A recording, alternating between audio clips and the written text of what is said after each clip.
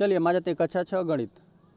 आज देखिए, आज हम लोग पढ़ने वाले हैं इकाई 5 है ना, चैप्टर 5 हम लोग का है बीजगणितीय अवधारणा। ठीक है, अब इसका हम लोग देखिए यहाँ 5C अभ्यास 5C तक हल कर दिया गया है। ठीक है, आज हम लोग यहीं अभ्यास 5D हल करेंगे। ठीक है, तो इसको हल करने से पहले ना अभ्यास 5C के बाद की जितनी भी चीज़ें हैं हम उस सबको पढ़ लेते हैं। ठीक है, और फिर अभ्यास 5D को हल कर दिया जाएगा। तो हम लोग इसमें दिया हुआ है आगे हम लोग को चर और अचर। चर और अचर के बारे में हम लोग अब जानना सीखेंगे। और नीचे दिया हुआ है अधोलिखित संबंध का प्रयोग करते हुए, है ना, जैसे यह संबंध हम लोग को दिया हुआ है, इसका प्रयोग करते हुए नीचे बनी तालिका में रिक्त स्थानों की पूर्ति कीजिए। ठीक है, नीचे जो रिक्त स्थान है ये सब है ना, खाली है ना कुछ, तो इसको हम लोग को भरना है। तो वृत्त का व्यास बराबर क्या होता है, 2 गुणित त्रिज्या। वृत्त का व्यास बराबर 2 गुणित त्रिज्या, जैसे कह रहा है ना। देखिए कोई वृत्त हो गया, इस तरह से वृत्त होता है। ठीक है, यहाँ पे केंद्र हो गया, यहाँ से देखिए, यहाँ से कहीं पर भी ले लीजिए, है ना, इस परिधि पर कहीं पर भी ले लीजिए। ये हो गया कितना, रेडियस, है ना, इसे बोलते हैं त्रिज्या। ठीक है, अब इसी को हम लोग यहाँ तक पूरा ले लेंगे ना, तो यही बोलते हैं कितना, व्यास। देखिए यहाँ से यहाँ तक पूरा, यहाँ से यहाँ तक पूरा ले लिए ना, तो इसे बोलते हैं व्यास। ठीक है, व्यास बोलेंगे उसे। ठीक है, व्यास को डी से दिखाते हैं। ठीक है, व्यास, और 2 गुणित त्रिज्या आर से दिखाते हैं हम लोग। ठीक है, तो त्रिज्या को आर से, देखिए दुगुना हो जाएगा ना, यह आर यहाँ से यहाँ तक और यहाँ से यहाँ तक आर। ठीक है, या 2 आर हो जाएगा, जोड़ेंगे तभी भी 2 आर आ जाएगा ना। ठीक है, 2 गुना होता है। चलिए डी बराबर हो गया 2 गुणित आर, ये समझ गया। आगे हम लोग पढ़ते हैं। देखिए डी बराबर 2 आर अभी हमने दिखाया। वृत्त का व्यास बराबर उसके त्रिज्या का दुगुना होता है। ठीक है, तालिका नंबर 1 हम लोग को दिया हुआ है कि आर सेंटीमीटर में सब दिया हुआ है। ठीक है, देखिए यह रेडियस है ना, मतलब त्रिज्या सेंटीमीटर में हम लोग को दिया हुआ है। 3, 5 इस तरह दिया हुआ है, और 2 आर दिया हुआ है। यह 2 आर हम लोग का क्या है, ये हम लोग का व्यास है। ठीक है, तो यहाँ पर जो भी आएगा ये यहाँ पर लिख देंगे। 2 गुणित, देखिए मतलब इसको हल करने के बाद ये आ रहा है। ठीक है, देख रहे हैं ना, 3 दूना 6 का भी मतलब यही, और 6 यहाँ पर भी, क्योंकि 2 आर ही क्या है हम लोग का, डी है। ठीक है, व्यास है। ठीक है, आगे हम लोग पढ़ते हैं। देखिए रेडियस आप 3 यहाँ पर रख देंगे आर की जगह पर। देखिए आपको चलिए दिखाते हैं। देखिए आर की जगह पर आप यहाँ पर 3 रख देंगे, 3 दूना 6 हो जाएगा, 3 गुणित 2 हो जाएगा बराबर 6 सेंटीमीटर। चलिए यहाँ पर आप रख देंगे 5, यहाँ पर 5, तो 5 दूना 10 हो जाएगा डी का मान। तो यहाँ पर दिया हुआ है 5 रखा है ना, तो 2 गुणित 5, तभी ना 5 दूना 10 होगा। ठीक है, अब 10 यहाँ पर रखना है आर की जगह पे, आर की जगह पर रखना है, तो 10 दूना 20, डी का मान कितना 10, इतना यहाँ पर 10 रखना होगा, 10 दूना 20। ठीक है, देख रहे हैं ना, 10 रखेंगे 10 दूना 20, डी का मान 20 हम लोग को 20 सेंटीमीटर मिल जाएगा। अच्छा आर रख दिए, तो देखिए आर का यहाँ पर रखेंगे तो आर ही है। ठीक है, कोई दिक्कत नहीं, 2 आर हो जाएगा। ठीक है, ये तो हम लोग का फार्मूला ही था। आगे हम लोग पढ़ते हैं। आगे दिया हुआ है उपयुक्त सारिका में हमने देखा कि आर का मान बदलने पर डी का भी मान बदल जाता है। ठीक है, आर का मान आप बदल रहे हैं तो डी का भी मान बदल रहा है। ठीक है, आर का मान 3 रखें तो 6 आ गया, 5 रखें तो 10 आ गया, या आप 10 रख रहे हैं तो 20 आ रहा है। दुगुना दुगुना आएगा, 3 था 6, 5 था 10, 10 था 20, आर था 2 आर। ठीक है, दोगुना सब है। ठीक है, तो उपसाम में हमने देखा कि आर का मान बदलने पर डी का भी मान बदल, अर्थात आर तथा डी का मान तो बदल जाते हैं, किंतु 2 नहीं बदलता। जाहिर सी बात है, दो संख्या 2 है ना, अगर कोई भी चीज़ आप फिक्स कर दें कि इसका मान वैल्यू 2 है तो फिक्स हो गया। ये तो अब 2 से कम नहीं होगा, ना कम होगा ना ज़्यादा होगा, ऐसा नहीं कि 2, 3 हो जाएगा ऐसे। तो ठीक है, तो इसी प्रकार रहेगा, वो तो 2 ही रहेगा हमेशा, तो किंतु 2 नहीं बदलेगा कभी। ठीक है, डी का मान देख रहे थे, आर डी का भी मान बदला था, आर का भी मान, डी आर का मान आपने बहुत बदला, लेकिन आप 2, ये देखिए यहाँ पर भी 2, यहाँ पर भी 2, यहाँ पर भी 2, हर जगह ये 2 ही था, लेकिन यह जो आर रख रहे थे आप ना, इसका मान बदल दे रहे थे। ठीक है, तो आपका डी का भी मान अलग अलग आ रहा था। चलिए अब हम लोग पढ़ते हैं कि एक कार 40 किलोमीटर प्रति घंटा की चाल से चल रही है। कार द्वारा चली गई दूरी, चाल एवं समय में संबंध निम्नलिखित है। देखिए दूरी बराबर कितना, चाल गुणित समय, और चाल बराबर क्या होता है, चाल बराबर होता है दूरी बटा समय। ठीक है, यही होता है ना। तो देखिए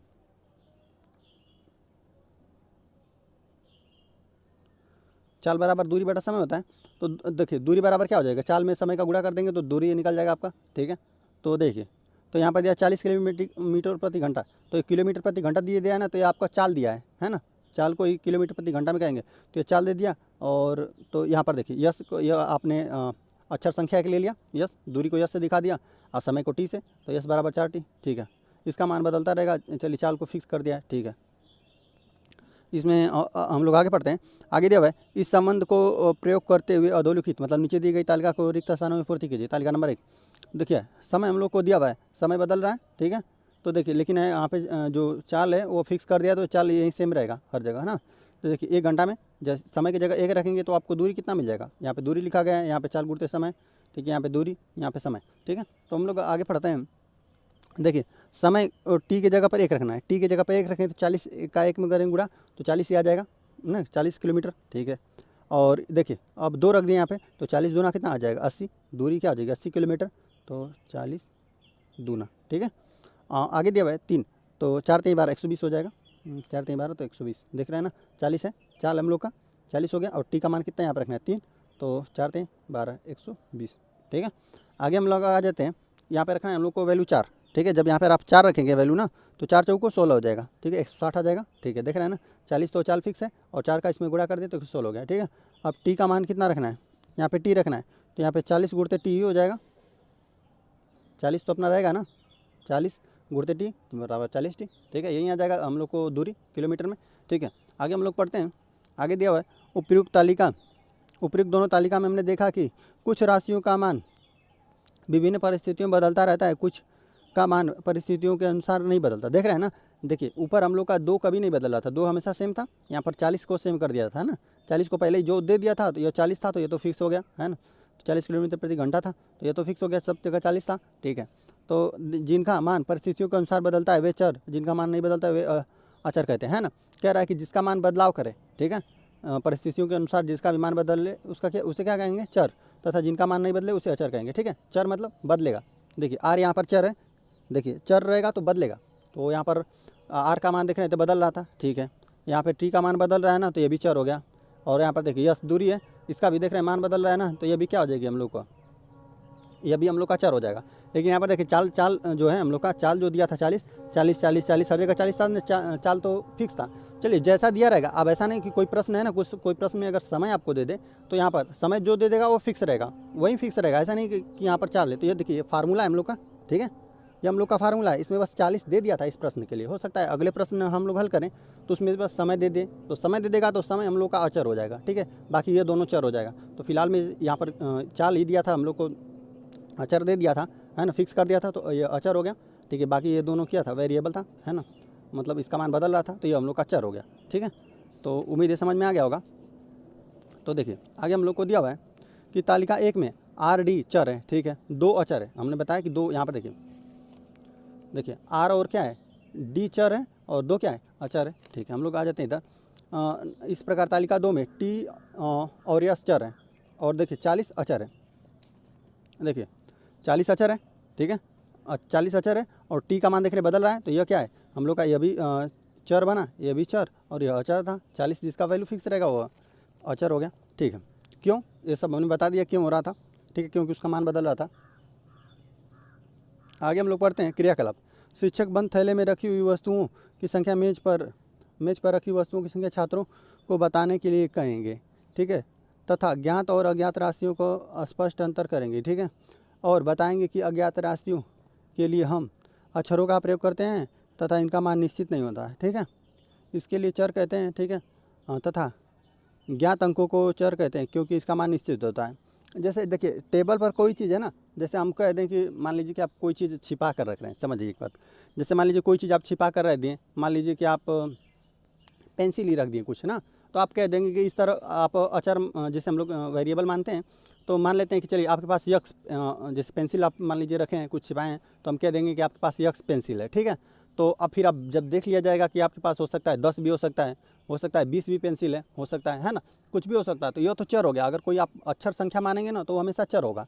लेकिन आप अगर कोई अब देख लिया कि कोई सिर्फ आपके पास 3 पेंसिल है तो आपके पास निश्चित हो गया, तो एक अचर राशि हो गई, है ना। जब भी आपके पास फिक्स चीज़ कुछ हम देख लिए कि हाँ आपके पास 3 ही कलम है, तो 3 आप बता दिए ना, संख्या बता दिए, तो अब हो गया आपका, ठीक है, वो अचर हो जाएगा। लेकिन हम बता नहीं पाएंगे कि क्या है, तो उसको अगर यक्स कुछ भी मान रहे हैं, एक्स वाई जेड ऐसा मानेंगे, वेरिएबल कुछ भी हो सकता है ना, हो सकता है अलग अलग मेज पर अलग अलग, किसी पर 10 कलम रखा हुआ है, मतलब पेंसिल, किसी पर 20 पेंसिल, किसी पर 30 पेंसिल, अलग अलग मेज पर अलग अलग पेंसिल रखा है, तो ये सब हम लोग का क्या हो जाएगा, चर हो जाएगा, है ना, जिसका भी मान बदलेगा वो चर।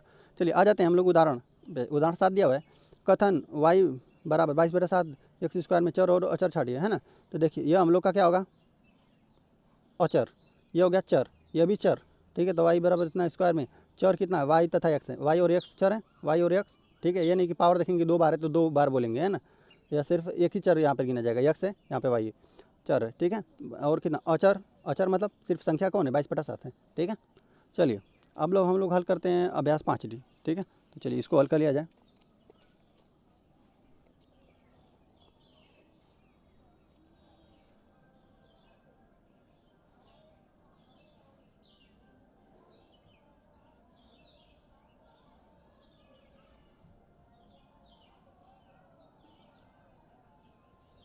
चलिए हल पहले वाले का हम लोग इसमें पहला हल करेंगे ना। और इसमें देखिए हम लोग को दिया हुआ है निम्नलिखित कथनों को सत्य असत्य छांटना है, तो सबको हम लिख लेते हैं चारों को, ठीक है। और जो सत्य रहेगा वो असत्य रहेगा उसको हम लोग लिख देंगे, ठीक है, ठीक है। तो चलिए अब लोग पहले पे ध्यान देते हैं। देखिए पहला हम लोग को दिया हुआ है कि यक्स अचर राशि है, ये सही बात है? नहीं, गलत बात है, क्योंकि अचर कौन रहता है, जो फिक्स संख्या रहता है ना। अगर कोई यहाँ 10 20 30 दे देते तो हम लोग कह देते कि हाँ ये सही बात है ना। लेकिन यक्स का कुछ भी वैल्यू हो सकता है ना, 10 20 50 कुछ भी हो सकता है, मतलब यह अचर राशि है, ठीक है। यह अचर नहीं चर राशि है, तो यह सत्य असत्य दिया था, यह असत्य हम लोग को दिया हुआ है, सही बात नहीं लिखा है ना। चलिए 5 एक अचर राशि है, देखिए ये सही लिखा है कि 5 एक अचर राशि है, फिक्स वैल्यू कर दिया ना, तो ये अचर है, ठीक है। तो ये हम लोग का हो गया सत्य, ठीक है। आगे होते हैं यक्स प्लस 5 एक अचर राशि है, देखिए ये गलत है, ठीक। क्यों गलत है? सिर्फ देखिए अगर सिर्फ यक्स रहता ना, नहीं सिर्फ 5 रहता, 5 एक अचर राशि है तो ठीक रहता। लेकिन यक्स की वजह से, यक्स का वैल्यू अब कुछ भी हो सकता है, 2 4 जैसे मतलब कुछ भी हो जाए, ठीक है। तो यह यक्स आ गया ना, तो यह अचर राशि नहीं बना, ठीक है, यह बनेगा चर, ठीक है। तो हम लोग लिख देते हैं यक्स प्लस 5 एक अचर राशि है, असत्य। यह कैसी राशि है? चर राशि है, ठीक है। यक्स के घाते 5 अचर राशि, देखिए ये भी असत्य लिखा हुआ है, क्योंकि यक्स दिया हुआ है और अचर पूछा है, यक्स अचर नहीं होगा, क्या होगा? चर होगा। तो यह हम लोग का यह भी असत्य हो गया, ठीक है। अब हम लोग आ जाते हैं हल नंबर 2 पे, ठीक है। अच्छा इसमें भी 4 दिया हुआ है, चलिए पहले वाले को हल कर लेते हैं, पढ़ लेते हैं। प्रश्न दिया हुआ है निम्नलिखित कथनों में अचर छाटिए, है ना। अचर हमको बताना है, मतलब संख्याओं को बताना है। तो चलिए तो लिख दीजिए पहले वाले में y बराबर 4x। देखिए आपको अचर मतलब संख्या आपको कहाँ दिख रहा है? सिर्फ 4 है ना, तो लिख दीजिए इसमें y बराबर 4 में अचर क्या है? 4 है, ठीक है। ये हो गया हम लोग का हल। चलिए हम लोग आ जाते हैं सेकंड पे। सेकंड वाला हम लोग को दिया हुआ है कि यक्स वाई बराबर ना यक्स प्लस 7। अच्छा इसमें हम लोग को अचर बताना मतलब संख्या कौन है, तो देखिए यही है 7 हो जाएगा, में अचर 7 है, ठीक है। ये हो गया। चलिए अब हम लोग आ जाते हैं थर्ड वाले पे। थर्ड वाला हमको दिया हुआ है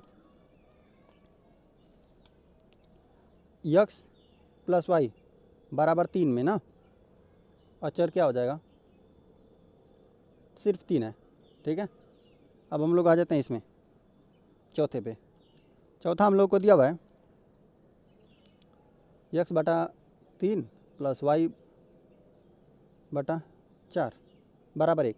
देखिए तो अब देखिए यहाँ पर ना यक्स की गुणा में क्या है? यक्स की गुणा में 1/3 है ना, कि इसको सिर्फ 3 4 लिख देंगे, 3 4 1 ऐसे नहीं लिखेंगे, 1/3 होगा ना। देखिए क्योंकि यक्स गुणते 1/3 लिख देंगे क्योंकि हर में है ना। तो में अचर कितना? 1/3 हो जाएगा, ठीक है। उसी तरह यहाँ पर भी क्या हो जाएगा? 1/4, ठीक है। तथा एक भी दिया हुआ है ना, तो इसको भी लिख देते हैं, यहाँ पर 1 दिया हुआ है ना, लिख दीजिए तथा 1 है, में अचर 1/3 1/4 तथा 1 है, ठीक है। इस तरह हल हो गया।